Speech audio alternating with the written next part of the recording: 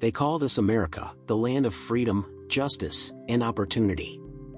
But imagine this, a man, simply because he was born with black skin, has to bow his head to scrub floors, to clean up trash for those who once despised, trampled, and cursed him. He is a janitor. Not a basketball player.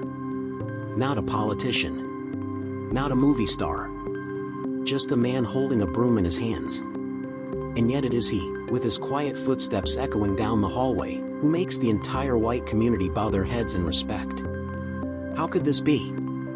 How could a society that boasts of fairness turn a human being into someone invisible, only for that very invisibility to shake the foundations of prejudice? He has walked through days of scorn. When he dropped a bucket, the whole room burst out laughing, typical clumsy black man. When he tried to apply for another job, the cold reply came, if you were white, things would be different. He heard sermons at church, be forgiving, be merciful. But how can one forgive when every day his very existence is crushed by the label of his skin color? At night, he sat in his small room, hands still smelling of bleach, eyes red with exhaustion. A painful question echoed inside him, was I born only to endure this injustice? And right there, in that very depth of despair, he discovered a bold principle. If there's one thing I've learned, it's this: sometimes, compassion is stronger than rage. By the end of this video, you'll see exactly how a black janitor, with no wealth, no power, turned compassion into a quiet yet razor-sharp weapon, and compelled the white community to bow their heads in respect. He was born in a small town in the American South, at a time when crude wooden signs still hung along the streets, whites only. Those signs didn't need insults, they were already lifelong sentences for children like him. His family was poor. His father worked on a white landowner's farm, his back bent under the scorching sun, earning just enough for dry bread and a bit of cornmeal. His mother washed clothes for others, her hands cracked, her eyes raw from soap and dirty water. He grew up in the smell of sweat and the sound of his parents' weary sighs, and he learned early, in America, the dream was a choice for white people, but for black people, it was a luxury. From a young age, he realized he was different. In school, he had to sit at the back row, where the books were tattered, covers torn, words faded. The teacher never called his name, no matter how high he raised his hand. Once, when he answered a question correctly, the class fell silent, and the teacher smirked. What luck! Sometimes even a black kid can guess right. That remark cut into the boy's memory like a knife. He played with the black children in his neighborhood, where the playground was an empty dirt lot, the basketball hoop a crooked iron ring nailed to a wooden pole. Meanwhile, across town, white children ran free in wide parks with swings, slides, and gleaming basketball courts. One day, he dared to step inside. Within 3 minutes, a guard approached, his face like stone. Get back where you belong. This place isn't for you. He lowered his head and walked away. Sweat and tears mixed together, salty on his lips. At 12, he asked for a job at a grocery store. Simple work, cleaning, carrying, lifting. He worked fast, neat, never complained. But at the end of the day, the white owner shoved a few coins into his hand, less than half the pay of a white boy doing the same job. When he timidly asked, "Why?" the owner stared and curled his lip. If you were white, it'd be different. That cold answer shattered the fragile faith the boy had clung to. He went home and sat quietly on the porch, calloused hands clenched tight. His mother's words from church echoed in his mind, be forgiving, be merciful. But his heart was torn. How can I forgive when my whole life is denied just because of my skin? How can I forgive when justice never comes knocking on our door? That night, he scribbled on a scrap of paper and tucked it into his pocket. One day, I will prove myself. Not with anger. In another way. He grew up carrying the wounds of injustice, but also carrying something else, something faint yet burning. He didn't know what to call it. Maybe faith. Maybe hope. Or maybe just the stubbornness of someone pushed to the edge but refusing to fall. Whatever it was a seed. And that seed would take root, grow, and rise into a towering tree, strong enough to make an entire community bow its head in respect. He entered adulthood with only one option: to be a janitor. The kind of work white people would never take, but considered fitting for black people. A broom, a bucket of water, a rag, that was the destiny society forced upon him. On his first day at work, he stepped into a grand building filled only with white faces. Shiny marble floors, endless hallways. Yet every glance aimed at him felt like a knife. A man in a suit walked past, lifted his chin, and sneered. "Get out of my sight. Your filthy stench dirties this whole place." He lowered his head, gripped the broom tight. Sweat fell onto the floor he had not yet cleaned, dissolving into bitter drops. In his mind, a voice screamed, "If I were white, would you dare say that?" But his lips stayed sealed. He said nothing. He just kept sweeping. Day after day, his job was to wipe away the footprints of those who despised him. To pick up trash they threw on the floor just to test whether the black boy would pick it up. Some spilled coffee on purpose, then stood with folded arms, waiting for him to kneel down and scrub it, their eyes smirking. One afternoon, while he was cleaning the restroom, a group of young white men walked in. They laughed, pointing at him. "Hey, look! God made us to rule, and made them to clean up our shit." Their laughter echoed off the tiled walls. He gripped the rag, his hands trembling. For a moment, he wanted to scream, to smash everything. But then, he took a deep breath, loosened his shoulders, bent down, and kept scrubbing. The humiliation burned in his eyes, but he swallowed it. That night, back in his small room, he looked in the mirror. A sun-darkened face, bloodshot eyes. He whispered to himself, "They want me to lose control. They want me to destroy things. So they can say, 'See, that's all black people are.' No. I won't let them win." Once, while sweeping outside, a little white boy ran up and threw a pebble at him. The boy giggled. "My daddy says black folks are only here to serve. Is that true?" His heart clenched. He wanted to shout, "No! No one is born to serve anyone." Instead, he knelt down, picked up the pebble, placed it back into the boy's hand, and smiled gently. "Stones are for building houses, not for throwing at people." The child froze, then ran away. He knew a small seed of compassion had just been planted. Every day, he carried home his humiliation like a bleeding wound. But instead of letting it fester into hatred, he learned to turn it into endurance. He remembered his mother's words, "Be merciful, even when the world shows you no mercy." At first, he thought she was wrong. But slowly, he understood, it was mercy that kept him standing, not broken. One day, a small fire broke out in the building. As panic spread, it was he, the despised janitor, who rushed in and pulled a white child to safety. Smoke burned his eyes, his shirt was singed, but the boy lived. The crowd stood frozen. No one could believe that the servant had risked his life to save one of their own. The next day, the boy's father came to see him. His face was grave, his voice hoarse. "I owe you my son's life." He simply nodded, wiped the sweat from his forehead. "I did what anyone would have done." But in the father's eyes, for the first time, there was no contempt. Only respect, unspoken, but real. Those years as a janitor were hell. But it was hell that forged him into someone else, silent, resilient, and certain that kindness, even when mocked, still has the power to shatter hatred. He was not rich. He was not famous. But every drop of sweat, every humiliation swallowed, every act of mercy, was quietly shaking the very walls of segregation that society had built. One sweltering afternoon, the sun blazed down on the red-tiled roofs of the town. He still held his broom, sweeping the hallway of the building, sweat streaming down his back. No one paid attention. He was a shadow, invisible. Yet a single mistake, and the crowd would descend on him with curses. That day, in the council room, a group of young white men gathered. Their loud laughter spilled out. Then the door swung open. A young man, the son of an influential family, staggered out, beer bottle in hand, his face flushed.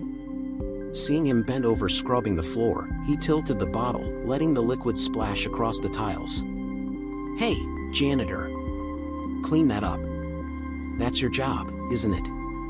The group behind him burst out laughing. Another voice jeered cruelly. "God made us to rule, and made them to clean up shit." The laughter crashed like hammers. He gripped his broom tight. In that moment, a fire surged within him. He could have thrown the broom down, grabbed them by the collar, and shouted, "Enough!" He could have unleashed all the humiliation he had swallowed for years. His body trembled. In his mind flashed the image of his father's bent back under the sun, his mother's cracked hands in soap water, the tears, the shame, the endless bitterness. And yet, he loosened his shoulders. He bent down, wiped the beer clean. Not a single word in reply. The young men waited for him to explode. They waited for rage. But as he stayed silent, kept wiping, their laughter faltered. One frowned. "He's not even angry." In his eyes, there was no fire of hatred. Only a chilling calm. He stood, looked straight at the one who had spilled the beer, and spoke with steady resolve. "I was not born to serve you. But if cleaning this floor helps you understand the value of kindness, then I'll clean it. Not because I am beneath you, but because I refuse to become like you." The hallway fell silent. His words cut through the laughter like a blade. The arrogant youths instinctively stepped back. For the first time, they looked at him not as a black janitor, but as a man who stood higher than their contempt. The story spread throughout the town. An older white man, who had insulted him many times before, whispered when they crossed paths, "You stand taller than all of us." He didn't smile. He only bowed his head and returned to work. But for the first time, no one dared throw trash on the floor to test the black janitor. The next day, a white woman placed her hand gently on his shoulder, her eyes glistening. "I taught my child wrong. I want him to learn how to act, like you." He nodded, wiped the sweat from his brow. In his heart, a truth rang clear: sometimes forgiveness is not about bowing down. Forgiveness is standing so tall, others have no choice but to look up to you. After that fateful afternoon, the atmosphere in the building changed in a strange way. The eyes that once cast contempt at him now grew quiet, cautious. No one openly admitted it, but deep down, they knew they had just witnessed something extraordinary. A man who had every reason to rage, but chose forgiveness instead. And that forgiveness was not weakness, it was so powerful it made them feel ashamed. The next day, when he came to clean, the hallway was free of mocking laughter. No one deliberately spilled coffee on the floor anymore. A young white employee, who used to whistle and tease him, for the first time bent down to pick up a piece of paper that had fallen in front of him. Just a small action, but the boy's trembling hands said it all: something inside had changed. Then something else happened. During an emergency meeting, the electrical system short-circuited, causing a small fire. Smoke poured up from the basement, panic swept the crowd. As everyone scrambled to escape, they realized an elderly white woman was trapped in a smoke-filled room, and no one dared go back. No one except him, the black janitor. Through the sting of smoke, with flames casting light across his sweat-soaked face, he pushed himself to lead the woman out. When the door burst open, he nearly collapsed, coughing violently, but his hands still clutched hers. The crowd stood frozen. They couldn't believe it. The man they had scorned every day had just saved a life before their eyes. A round of applause erupted. Not from everyone. But for the first time, there were white hands clapping for him, a black man. From then on, attitudes shifted bit by bit. People no longer threw trash on the floor to test the janitor. Some employees began greeting him in the morning, awkward at first, then genuinely. In the neighborhood, white children who once mocked him now stood silent as he passed. One timid boy ran up. "Sir, you saved my grandma the other day." Thank you." He smiled, gently patted the boy's head. In the child's eyes, there was no longer the contempt learned from adults, only pure admiration. News of him spread through the community. The local paper wrote a short piece: black janitor risks his life to save another. Just a few lines, but enough to spark conversation. Some said he was only doing his duty. But many others admitted, maybe we were wrong to look down on him. One day, at a small ceremony in the building, the manager, who had scolded him countless times, suddenly called his name before all the staff. He spoke slowly, his voice trembling. There are people who need no title, no position, yet they compel us to bow in respect. Today, with all sincerity, I want to say, we respect you. The room fell into absolute silence. Then, one by one, people rose to their feet. At first just a few. Then all of them. The white men and women who had once mocked and despised him now bowed their heads before the black janitor. He said nothing. He only nodded, his eyes glistening. In his heart, he knew this was not the victory of one man. This was the victory of forgiveness, of human dignity rising above hatred. The news about him did not stop at a single local article. A young journalist, who happened to be present at the building's ceremony where everyone bowed to him, recorded the entire story. He wrote, "There is a black janitor who, in silence, made an entire white community bow. Not with power. Not with guns. But with dignity." That article was reprinted in many other newspapers. At first, it was just a few small columns. Then, as readers began to talk, it grew into a full-length feature. Soon it spread across other states. His name appeared in the conversations of people who had never even set foot in that town. In white churches, pastors began mentioning him in their sermons. If a black janitor can forgive, do we still have any reason to hold on to hatred? In the black community, his story became a beacon of hope. Parents told their children, "Look at him. They mocked him, they trampled him, yet he stood tall, stayed kind." And in the end, they bowed before him. Black children began to dream bigger. Not only of escaping poverty, but of being respected. And for the first time, that dream had a real shape. Once, while he was sweeping the courtyard, a group of white schoolchildren passed by. In the past, they would have mocked him. But that day, they all stopped. One boy, about 12 years old, stepped forward and held out his hand. "I read about you in the paper. I want to shake your hand." He looked at that small hand, hesitated for a moment, then clasped it. Soft, pale, slightly trembling. In the children's eyes, he saw another future, a generation that might not repeat the hatred of their fathers. From then on, small but powerful changes began to appear. At the market, a white man greeted him for the first time, "Good morning." At the library, a clerk smiled as she handed him a book without the usual look of disdain. At church, those who once avoided him now sat closer. He did not become rich. He held no title. He was still in his janitor's uniform, still carrying his broom and bucket. But he had become a symbol. Proof that even from the depths of injustice, a person can rise with dignity and force an entire society to change.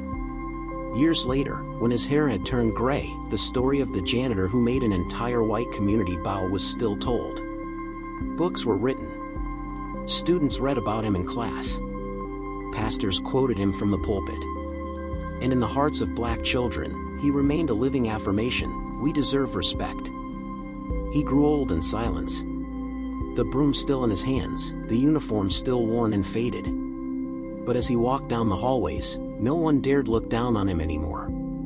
Nods of respect, admiring eyes followed him. They no longer saw a janitor. They saw a living symbol. One afternoon, he sat in the break room, staring at his calloused hands. Fingers that once clutched rags now trembled with age. He remembered the early days, beer splashed in his face, insults hurled at him, being treated like trash. He remembered the nights he buried his face in his hands, crying, asking God, why was I born this way? And he remembered, too, the moment he chose to bend down and clean the floor instead of lashing out. The moment he carried a white child out of the flames. The moment the entire white community bowed their heads. He understood, strength does not lie in fists, nor in shouts. True strength lies in the ability to hold on to dignity when the whole world tries to strip it away. The day he died, there were no trumpets, no grand ceremonies. Only a long line of people, black and white, standing to see him off. Those who had once mocked, once despised, now bowed before the coffin of a janitor. A pastor spoke at the funeral. He held no title. He had no wealth. But he had what we lacked, an unshakable dignity. And it was that dignity that changed us all. As the coffin was lowered, a white boy whispered to his friend, "One day, I want to be like him." He was gone. But his legacy remained. A legacy not written on stone, but carved into the hearts of a generation. And the final truth, raw yet undeniable, is this. You may feel that this society is unjust. But still, we must fight and build a new, civilized world.